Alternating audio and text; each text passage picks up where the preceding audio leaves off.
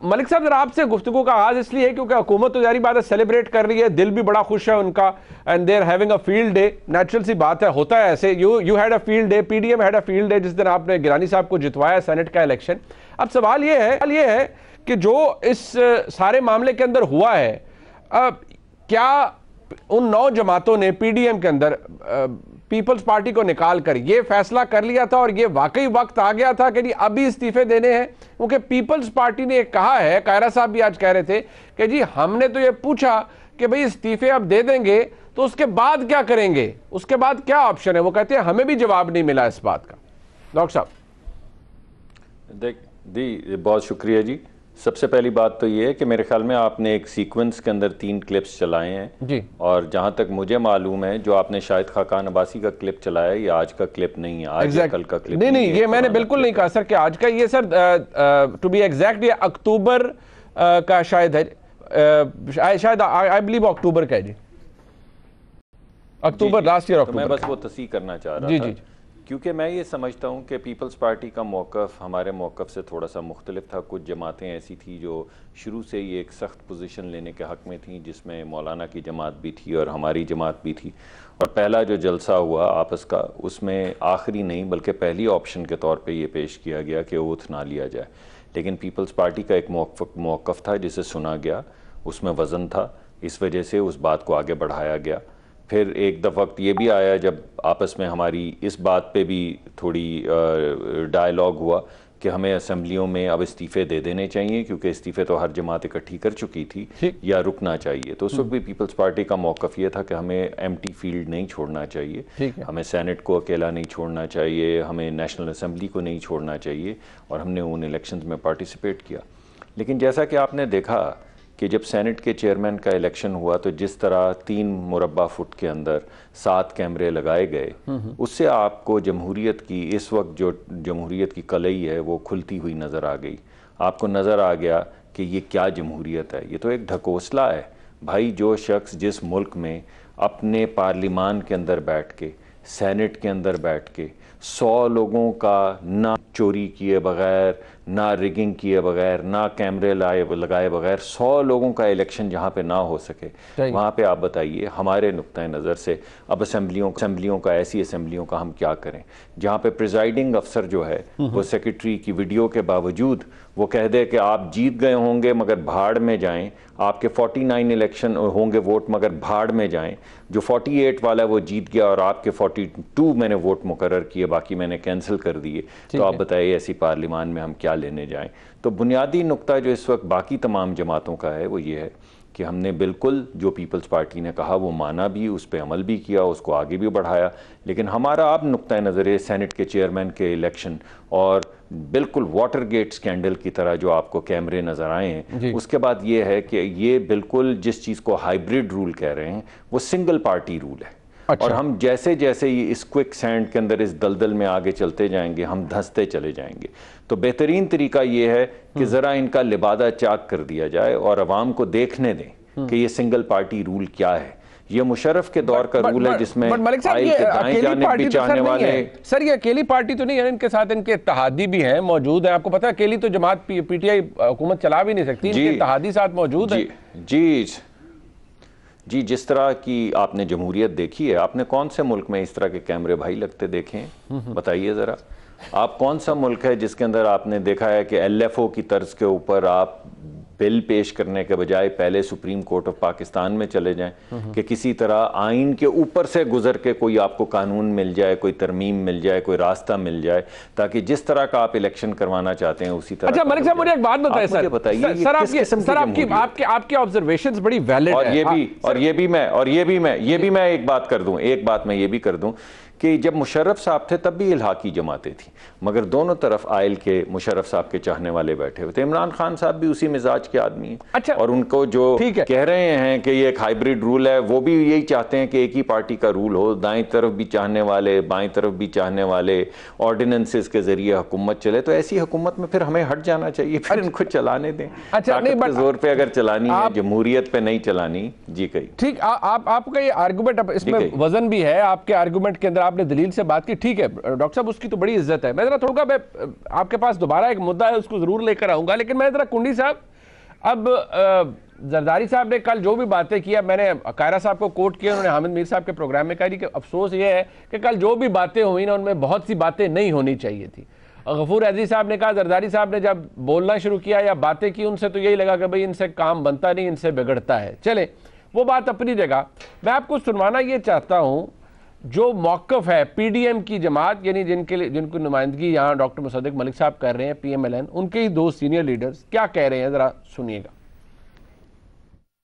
Peoples party की leadership को ये सब ने इत्तफाक राय से कहा है कि वो इस बारे में ज़रूर फैसला करें कि क्या वो पीडीएम के फैसलों के साथ चलना चाहते हैं या वो अपनी राह जुदा करना चाहते हैं। अब बॉल पीपल्स पार्टी की कोर्ट में है। ये मायूसी मैं नहीं कहूँगा, लेकिन इसको आप एक काइंड ऑफ डिसअपॉइंटमेंट कह सकते हैं, क्योंकि आज हमारा ख्याल था कि हम लॉन्ग मार्च का हतमी फैसला करेंगे, लेकिन पीपल्स पार्टी के इस इनकार के बाद वो एक डिसअपॉइंटमेंट तो आप कह सकते हैं, उसको मायूसी नहीं कह सकते। इन दोनों अल्फाज को एक ही तरह इस्तेमाल करते हैं कि मैं आपसे डिसअपॉइंट हुआ हूं या मैं आपसे मायूस हुआ हूं, बट चलें अगर आपको अंग्रेजी में डिसअपॉइंट कहना है और मायूस नहीं कहना है तो वो दुरुस्त है।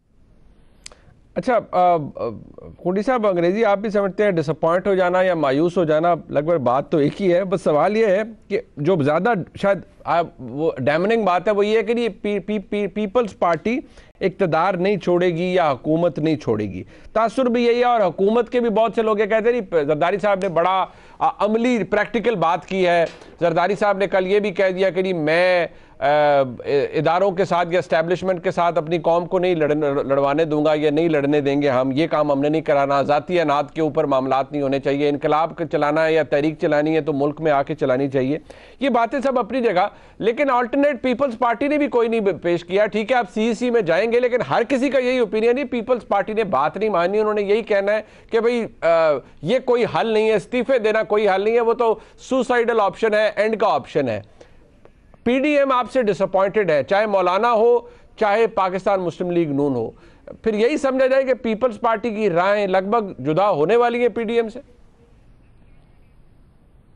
बिस्मिल्लाहिर्रहमानिर्रहीम। मुनीब, पहली बात तो यह है कि मायूसी हराम है, ठीक है, और मैं मायूस नहीं हूँ। अगर आपने जो क्लिप्स दिखाए वो बिल्कुल आपका वो था, हर किसी की अपनी एक राय हो सकती है, लेकिन मैं मायूस नहीं हूँ।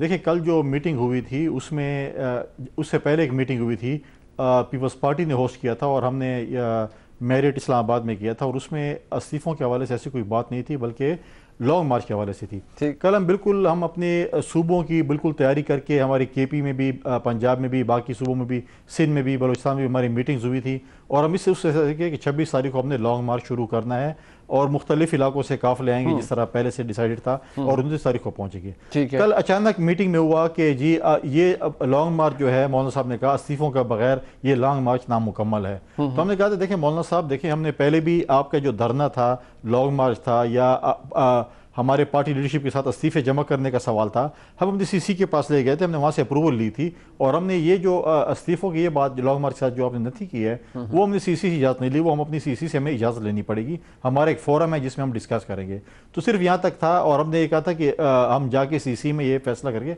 और आपने अभी भी सुना कि कुछ लीडरान इसमें बात की। हम ये नहीं कहते, हम तो देखें, हमारी मौक़िफ़ तो पहले भी ये था कि हमें जो है ज़िमनी इलेक्शन में हिस्सा लेना चाहिए। हमारा तो मौक़िफ़ था कि हमें सेनेट के इलेक्शन में हिस्सा लेना चाहिए। हमारा ये मौक़िफ़ था कि ये जो इस्तीफ़े हैं वो एटम बम है, हमें आखिरी हथियार के तौर पर इस्तेमाल करना चाहिए। आपने देखा कि ज़िमनी इलेक्शन में अपोजिशन जमातों को अक्सरियत से फतह हुई। सेनेट के इलेक्शन में हमने वज़ीर आज़म पे अदम एतमाद का इज़हार तकरीबन कर लिया। जिस तरीके से चेयरमैन सेनेट के इलेक्शन में 21 करोड़ आवाम के सामने जिस तरीके से डाका डाला गया, दिन दिहाड़े 7 वोटों का डाका डाला गया, कहते हैं कि ये आपके वोट है लेकिन मैं गिनता नहीं हूँ। अच्छा, तो सारी 21 करोड़ आवाम ने देखा कि सेनेट का इलेक्शन यूसुफ रज़ा गिलानी साहब चेयरमैनशिप जीत गए। अब देखें, अब चीज़ ये है कि देखें इसमें बहुत सी चीज़ें और भी हैं। अब हमने ये भी कहा था अपने पीडीएम की जमातों को कि हम अदम एतमाद की तहरीक लाना चाहते हैं। उन्होंने कहा था कि कैसे मेंबर्स पूरे होंगे। हमने यूसुफ रज़ा गिलानी साहब की सूरत में कि हम अदम एतमाद की तहरीक कामयाब कर सकते हैं। हम पंजाब में भी ला सकते हैं, हम स्पीकर के ऊपर भी अदम एतमाद कर सकते हैं। अच्छा नहीं, आपकी राय अपनी जगह। अभी आपने मुसद्दिक मलिक साहब को सुना, उन्होंने तो देखिए उन 6 या 7 कैमरों के बारे में जिनके हवाले से हुकूमत ने कह दिया कि ऑलमोस्ट वो एक मेरे ख्याल में 007 का खिताब जो है वो दो ही लोगों को मिलना चाहिए, या एक मुसद्दिक मलिक साहब को या मुस्तफ़ा नवाज़ खोखर साहब को। इन्होंने 5-6 कैमरे बरामद कर लिए, पार्लियामान का ये हाल हो गया बकौल डॉक्टर मुसद्दिक मलिक साहब के। उन्होंने कहा सब ने देखा, ये पीपल्स पार्टी ने भी देखा। इन्होंने मलिक साहब ने भी कोट किया, आपने खुद का डाका डाला गया, आपके जो पूरी पीडीएम का मैंडेट था, अपोजिशन का मैंडेट, यानी कि सेनेट के चेयरमैन का इंतखाब गिलानी साहब जीते हुए थे।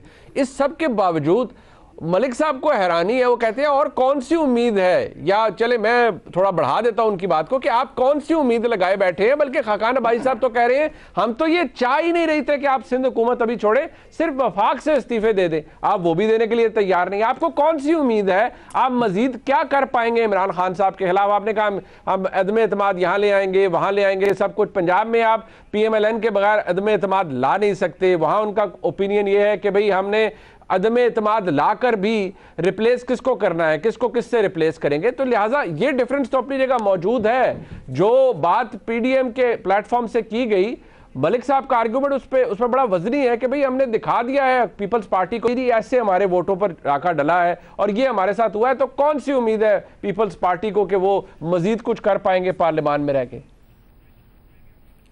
देखिए, पहली बात तो है कि हमने भी दिखा दिया कि अदम एतमाद की तहरीक वज़ीर-ए-आज़म साहब के खिलाफ आ सकती है। अब आपने कहा कैमरों के हवाले से, देखें सवाल तो हम यही कर रहे हैं कि आज वज़ीर-ए-आज़म साहब ने ख़त लिखा है स्पीकर को कि आप कमीशन कमेटी बनाएं उसके लिए तरमीम के लिए। उस स्पीकर को लिखा है जिसे हम जो है हम उस स्पीकर से सवाल कर रहे हैं कि 11 और 12 के दरमियानी शब चेयरमैन सेनेट रिटायर हो चुका, डिप्टी चेयरमैन सेनेट रिटायर हो चुका, आप उस पार्लियामेंट बिल्डिंग के चौकीदार थे, आप कस्टोडियन थे। हम बताएं कि सुबह 5:30 बजे तक चेयरमैन सेनेट जो रिटायर हो चुके थे क्या कर रहे थे? ये कैमरे, ये डाका किसने डाला है, ये चोरी किसने की है? आप पार्लियामेंट हाउस के चौकीदार थे, आप या मैंने किया या मुसद्दिक मलिक साहब ने किया या आपने किया? हमें बताए स्पीकर साहब कि किसने किया है। और आज आप उस स्पीकर को लेटर लिखे कि वो तरमीम करें। जो स्पीकर खुद मुलव्वस हो कैमरे लगाने में, कैमरे जब चोरी हो रही थी वो स्पीकर जो है वो कस्टोडियन था उस वक्त, आज वो बताया कि वो कैसे कैमरे लगे। देखें ये चीजें बता दे। अब आज तक हमें नहीं पता चला कि पार्लियामेंट बिल्डिंग में कौन एंटर हुआ। इन्होंने पार्लियामेंट बिल्डिंग से सील कर दिया, ये रिकॉर्ड खत्म करना चाहते थे। मैं तो टीवी पे भी कहा है कि ऐसे ना हो कि कहीं वहां पर आग ना लग जाए रिकॉर्ड रूम को और सारा रिकॉर्ड जल ना जाए।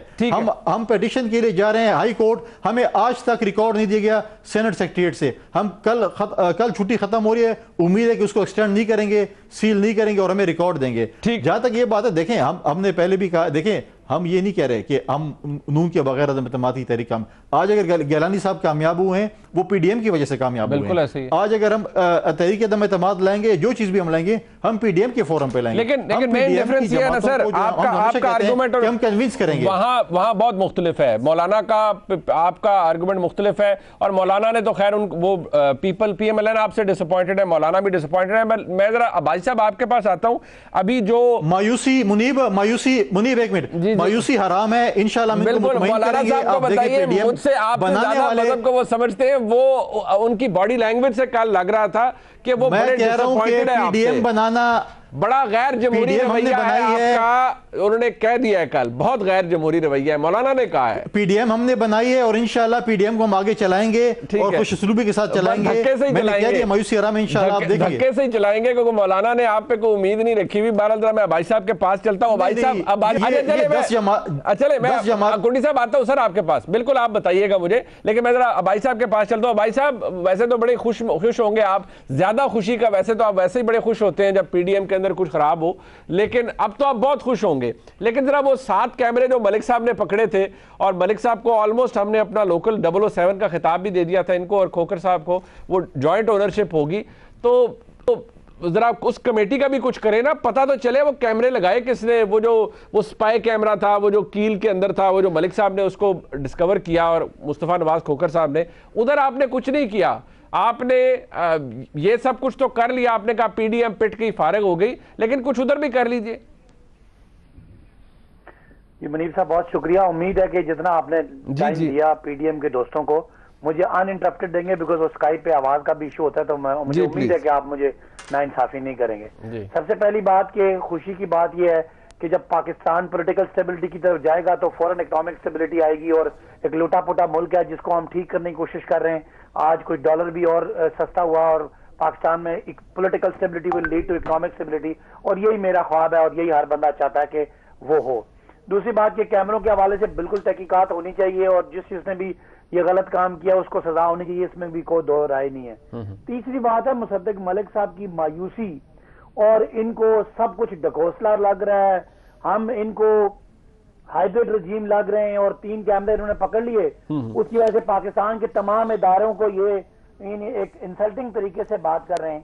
तो बिल्कुल ठीक है, इनका पार्लियामान में जाने का दिल नहीं करता, हमें भी अपोजिशन का खासकर नून लीग से बात करने का दिल इसलिए नहीं करता, हम समझते हैं कि ये कोई सियासतदान नहीं है, ये कोई इनका पॉलिटिकल एजेंडा नहीं है, ये करप्ट लोग हैं, ये माफियाज हैं, इनका सिर्फ एक काम है कि पार्लियामान को अपने मकसद के लिए इस्तेमाल करें, यहां बहाने बना के ये भाग जाते हैं।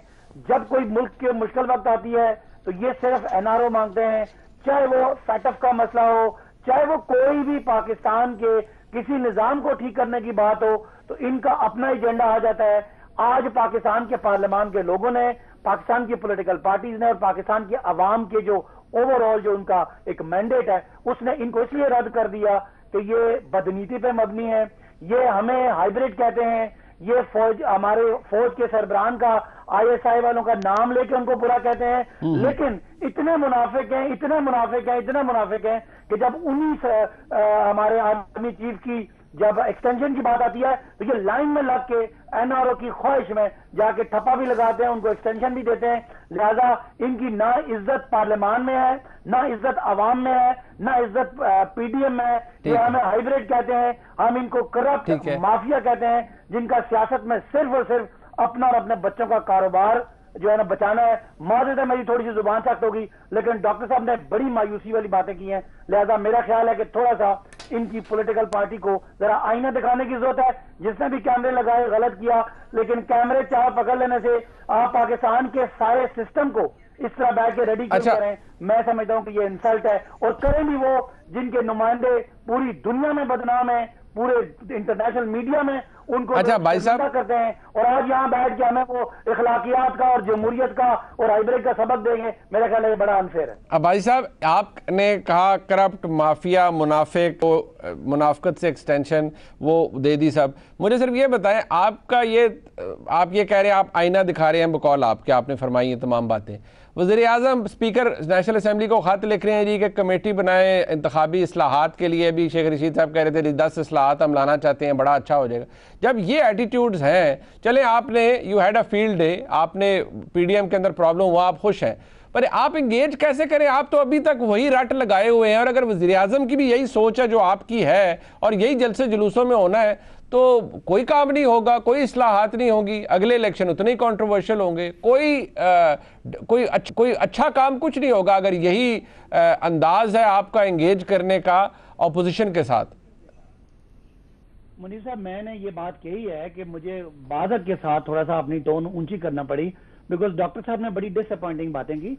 अब देखिए ना, मामला ये है कि ये हमें नहीं तस्लीम करते, ये हमें हाइब्रिड समझते हैं, जो भी समझते हैं हम इनको भी नहीं समझते, लेकिन दोनों पार्लियामान के आज के मौजूदा पार्लियामान की हकीकत है, हमें इनको और इन्हें हमको अपनी पोजीशन में मानना पड़ेगा। अच्छा, हम इन्हें कहते हैं जी आप हमें हाइब्रिड समझे, हमें गलत समझे, आप ठीक हैं जो 8 महीने चुप रहे, आप ठीक हैं जो छुप छुप के मिले तो वो ठीक है, आप जाके गोडे गिट्टे पकड़े तो ठीक है, चलें हम तो समझते हैं कि हम एक पेज पे हैं तो हम तो इदारों को लेकर चल रहे हैं, लेकिन इसके बावजूद पाकिस्तान को आगे ले जाने के लिए और इलेक्शन पे जो कीचड़ उछलता है और जो इस दफा भी इलेक्शन हुआ, इनको भी एतराज है, हमें भी एतराज है, और उसको ठीक करने के लिए इनको अपनी सारे गुस्से हमारे पे रख के बैठना पड़ेगा, और हमें सारी जो नफरत इनके लिए वो बिल्कुल हुकूमत को बड़ा दिल करना पड़ेगा।